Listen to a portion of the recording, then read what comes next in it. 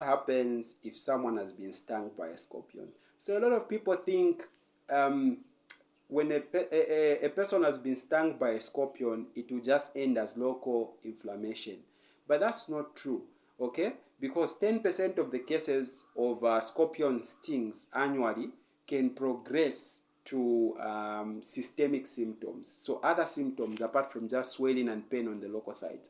So what happens is this: when a scorpion stings someone, it will cause first local symptoms, things like swelling, excruciating pain on the bite site, paresthesia, which comprises of tingling sensation and numbness, and then apart from that, it can cause systemic symptoms. So the systemic symptoms, they depend on the various toxins that are found in the scorpion venom. So there are a number of toxins that are found there. Some of them are enzymes, some of them are just other proteins, okay?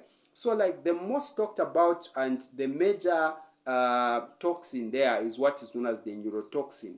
So the neurotoxin, under neurotoxin, there are also two types of neurotoxins. So there is the first neurotoxin, which is known as the long chain polypeptide. So this one, it goes on the neuron. I've put a picture on the neuron up there. So on the neuron, a neuron has got an axon, and then it has got bumps which are called myelin sheaths. In between the myelin sheaths, there's what is called the node of Ranvier. So there on the node of Ranvier, that's where ion channels are found. So this long chain polypeptide, it goes to the voltage gated sodium channels attached there, and it will prolong the opening of the voltage gated sodium channel, hence increasing the amount of positive ions that are going to enter the neuron, okay, so causing excess depolarization. Then, as if that is not enough, there is also another toxin which is called the short chain polypeptide, which goes to the potassium leaky channels or the voltage gated potassium channels on the node of Ranvier again, the depression between two myelin sheaths there. It will go there and attach to the potassium leaky channels, which helps to reduce the positivity so that the neuron can return back to resting membrane potential. So what happens is that this next short chain polypeptide, it blocks that and prevents, delays repolarization.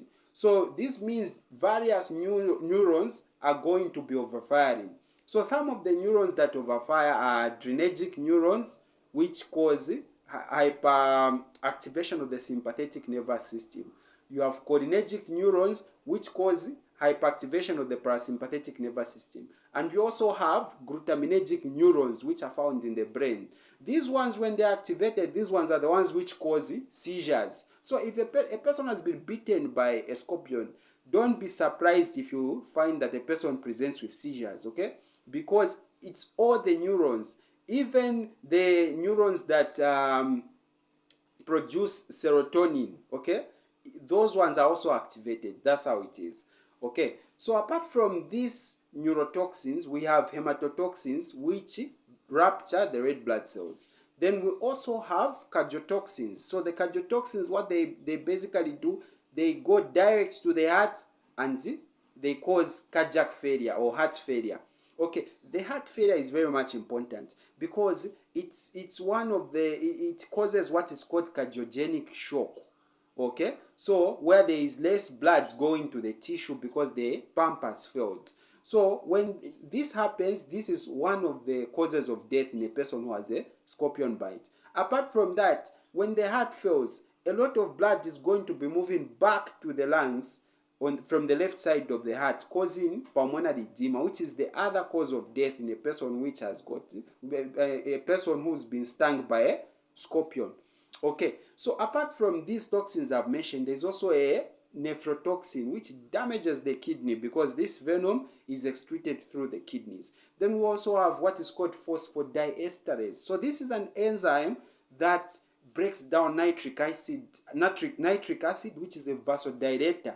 It is found in the endothelial cells. So this one, if it is there, it means it will break down the vasodilator and there will be vasoconstriction. Apart from this, we have what is called hyaluronidase, which breaks down a certain glycosaminoglycan, which is called hyaluronic acid, which is just connective tissue basically. And then from there is also serotonin. So what serotonin does is that it works hand in hand with prostaglandin. It goes to the nociceptors. Okay, on the nociceptors, it stimulates them and increases the pain. That's why there's excruciating pain. The other reason why there's pain is because of the glutamate. Remember, I said the glutaminergic neurons are also activated. Apart from that, there is also a phospholipase enzyme in the same venom. So this phospholipase enzyme, what it does is that it breaks down the phospholipid bilayer in the membrane, okay, of the cells. So this one is going to produce prostaglandin, which will worsen the pain. On the other hand, if it breaks down the membrane in the endothelial cells, which are found in the blood vessels, it will trigger the virtus triad, trigger DIC, cause hypofibrinemia and low platelets, and then someone will start bleeding. Okay. Apart from that, there is also histamine, which is present in this venom, which is going to cause anaphylactic shock and other types of inflammation. I mean, like, it will cause inflammation generally.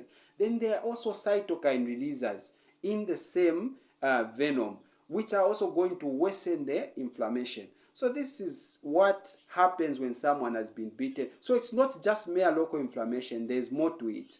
Thank you very much for watching.